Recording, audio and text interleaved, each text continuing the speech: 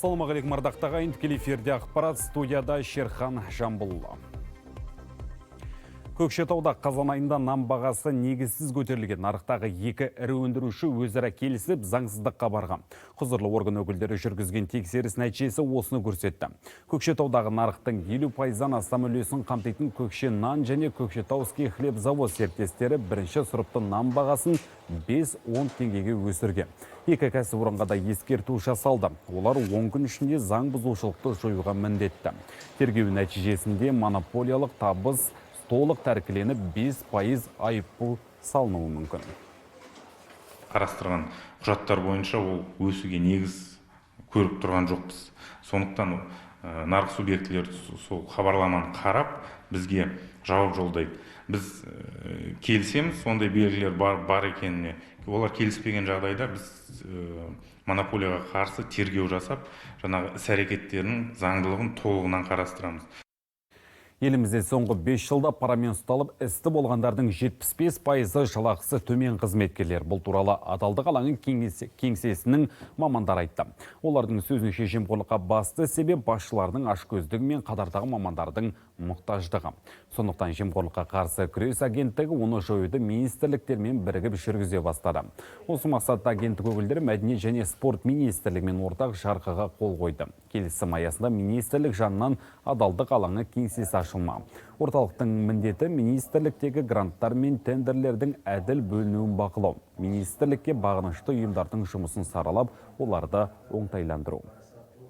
Бұл форматы қазіргі заманауи десек те болады, жобалық менеджмент принциптері негізделген, яғни қандай да бір зонаны алады, сол жақта қандай да бір проблема анықталатын болса, соның шешу жолдарын жан-жақты қарастырып, оны министрлікке ұсынады, одан кейін министр өз деңгейінде шешім қабылдап, жұмысты осы принциптер негізінде жүргізетін болады.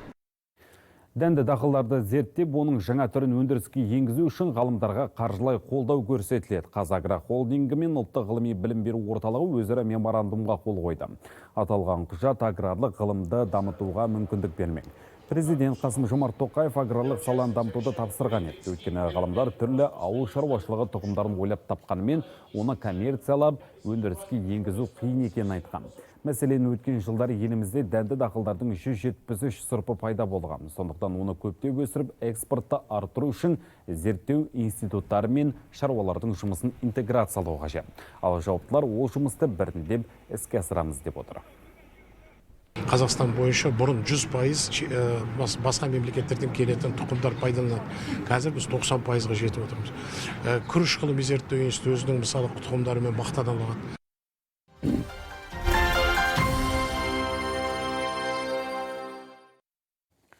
Оралда 10 жастағы оқушы вирусты менингит ауруына шалдықты. Қаладағы Вальдорф мектеп гимназиясында оқитын қыз бала жұқпалы аурулар ауруханасында жатыр. Қазір жағдай қалыпты дейді дәрігерлер. Мектеп карантинге жабылған жоқ, тек тазалық ережелерін қатаң сақтау керектігі ескертілді. Өңірде былтыр мұндай жағдай тіркелген жоқ. Ал биыл жыл басынан бері 6 адам осы инфекцияны жұқтырған. Олардың 3-еуі бала. Мектепте санитарлық эпидемиялық мамандарымен толық эпидемияға қарсы шаралар атқарылған болатын, және де дезинфекциялық жұмыстар жүргізілді. Менингиттің жалпы екі түрі болады: вирусты менингит және серозды дейміз, немесе іріңді бактериалды менингит. Бұл менингит вирусты менингит, негізгі жұқпасы көзі бұл вирус болып табылады, және де бұл жеңіл түрде өтеді.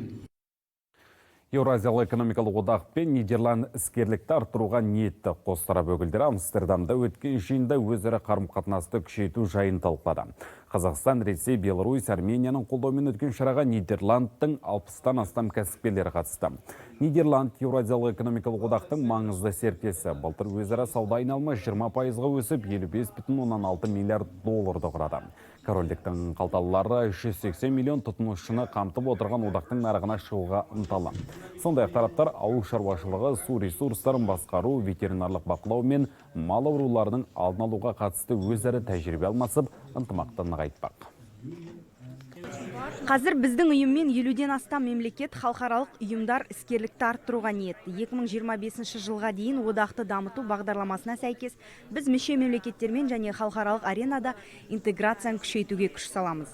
Осы ретте Еуропалық одақ пен Еуразиялық экономикалық одақтың бизнесіне диалог қажет. Еуразиялық экономикалық одақ саяси ұйым емес, таза экономикалық ұйым болғандықтан бізді қызықтырып отыр. Тауарлар мен қызметтерге еш кедергі жоқ. Сондықтан бұл тек бізге ғана емес, кез келген европалық кәсіпорынға өнімін, тауарын одаққа мүше елдерге сатылымға шығаруға үлкен мүмкіндік. Қазақстанның 2019 жылды жастар жылы деп жариялауы өскелең ұрпақтың бүгіні мен болашағына қамқорлық жасауы ТМД елдер парламенттік ассамблеяның жоғары қызығушылығын тудырып отыр. Сондықтан оған мүше елдер біздің еліміздің заңның негізінде жаңа құжат әзірлемек. Тіпті Қазақстанда мемлекеттік жастар саясаты туралы заңға 5-6 рет өзгерту енгізілген. Болашақ дипломмен ауылға серпін жұмыспен қамту 2020 бағдарламалары да осы өскелең ұрпақтың әлеуетін арттыру үшін бағытталып отыр. Парламенттік ассамблеяға мүше 9 ел өз ұсыныстарын келер жылдың басында заң шығарушы органның қарауына енгізбек.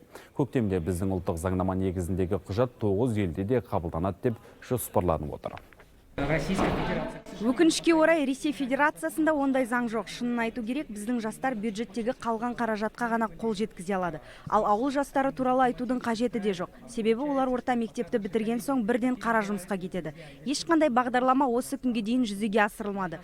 Бұл ащы болса да шындық. Сондықтан Қазақстанның тәжірибесі негізінде жаңа құжат әзірленбек. Бірнеше баламасы бар немесе аудармасы жоқ әскери терминдер өзекті проблемаға айналды. Олқылықты жою үшін шекара қызметкерлердің бастамасымен орысша қазақша сөздік жарық көреді. Бұл туралы Алматыда әскери оқу орындарының өкілдері мен тіл мамандары бас қосқан жиында белгілі болды. Белгілі ғалымдар күнделікті қызметте қолданылатын терминдердің көп нұсқалығы әскерилер үшін кедергі екендігін жеткізді. Сондықтан мамандар аталған саладағы қате сөздерді анықтап жан-жақты талдаған. Енді жаңа сөздікке енетін терминдер толықтырылып, терминологиялық комиссияның тексеруіне жіберіледі.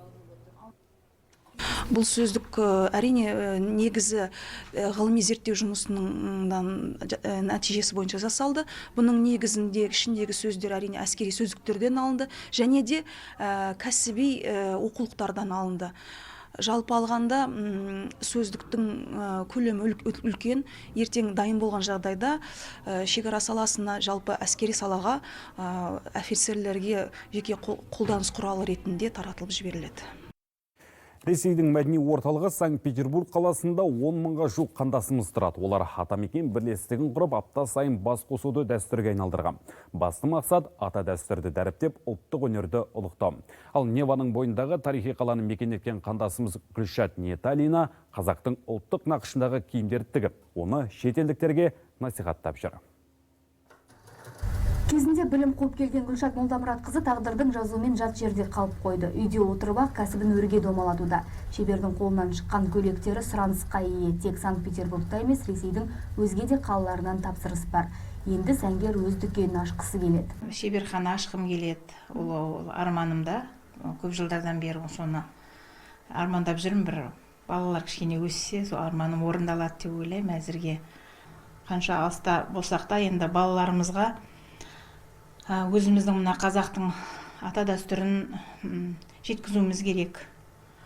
Соларға алып кететіндей қылып, мына орыс елінде жүріп, орыс болып кетпесін, қазақтың несін ұмытпасын. Бар қолымыздан келгенше соның бәрін жеткізіп, қыздарымызға, ұлымызға жеткізіп отырамыз. Жолдасы құрылыс саласында білікті маман, өнегелі отбасында 2 қыз, 1 ұл өсіп келеді. Бар болмысымен қазақ.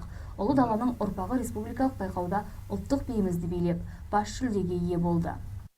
Біздер қазақпыз ғой, қай жерде жүрсек те. Осы балдарды қазақшылыққа үйретіп, қай жерде жүрсе де өздерінің тілін, дінін ұмытпасын деп, отанға деген өзінің сүйіспеншілігін білдіріп жүрсін деп тәрбие беріп, тәрбиелеп жатырмыз. Арманымыз осы балдарды өсіріп, оқытып, елге оралса дейміз, ораламыз деп ойлаймын. Жалпы ресми емес деректерге сәйкес Ресейде 1 миллионнан астам этникалық қазақ тұрады. Оның басым бөлігі Омбы, Астрахан облыстарында қоныс тепкен. Қандастарымыздың бірлігі бекем. Индира Бегайдар, Сергей Колобов, Қазақстан ұлттық телеарнасы, Санкт-Петербург. Әзірге айтарымыз осы, келесі ақпарат кешкі 5-те болады. Жүздескенше.